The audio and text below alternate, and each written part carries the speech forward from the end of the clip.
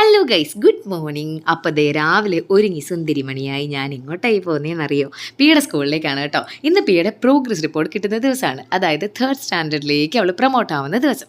അപ്പോൾ ഞാൻ ഭയങ്കര എക്സൈറ്റ്മെൻറ്റിലും ത്രില്ലിലും ഒക്കെയാണ്. പക്ഷേ ചെറിയൊരു പേടി ഉണ്ടായിരുന്നു കേട്ടോ. അതിൻ്റെ കാരണക്കാരി ഇതെല്ലാവളാണേ. അതായത് 2nd സ്റ്റാൻഡേർഡിൻ്റെ എക്സാം കഴിഞ്ഞിട്ട് പുള്ളിക്കാരത്തി വീട്ടിൽ വന്നിട്ട്, അതായത് ഹിന്ദിയുടെ എക്സാം ആട്ടോ, കഴിഞ്ഞിട്ട് ഒരേ സങ്കടം കരച്ചിലും ബഹളം ഒക്കെ ആയിരുന്നു. എന്നിട്ട് പറഞ്ഞു, അമ്മ ഞാൻ നന്നായിട്ട് എഴുതിയില്ല അമ്മ, എനിക്ക് ഭയങ്കര ടഫായിരുന്നു, ഞാൻ തോറ്റു പോവും അമ്മ എന്നൊക്കെ ചോദിച്ചു.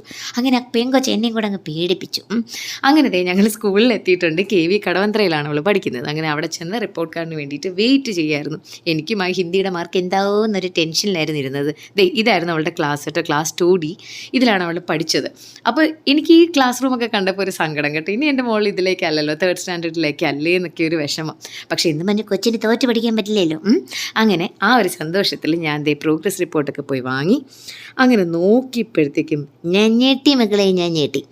എൻ്റെ മോളായിട്ട് പറയില്ല കേട്ടോ, അവളൊരു മിടുക്കിയാണ്, കൊച്ചു കള്ളി, എല്ലാത്തിനും A++ ഒക്കെ വാങ്ങിയിട്ടുണ്ട് അവൾ.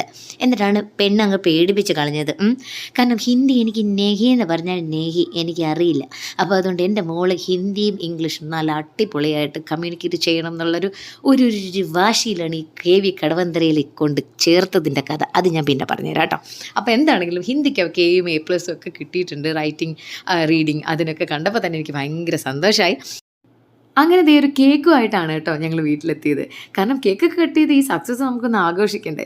അപ്പോൾ ഇത് പറയുമ്പോൾ ചിലർ വിചാരിക്കുന്നുണ്ടാവും, ഈ 2nd സ്റ്റാൻഡേർഡിൽ നിന്ന് ഈ പൊടിക്കുപ്പി 3rd സ്റ്റാൻഡേർഡിലേക്ക് പോകുന്നതിന് എന്തിനാ ഇത്ര ആഘോഷം, എന്ത് പ്രഹസനമാണ് സജി എന്നൊക്കെ. പ്രഹസനമല്ല കേട്ടോ, ഇത് ശരിക്കും നമ്മൾ ചെയ്യേണ്ട ഒരു കാര്യമാണ്. കാരണം ഓരോ കുഞ്ഞുങ്ങളുടെയും ഓരോരോ കുഞ്ഞു അച്ചീവ്മെൻറ്റ്സ് ആണെങ്കിലും നമ്മുടെ മക്കളുടെ എല്ലാ അച്ചീവ്മെൻറ്റ്സും നമ്മൾ അവർക്കൊരു റിവാർഡ് കൊടുക്കണം.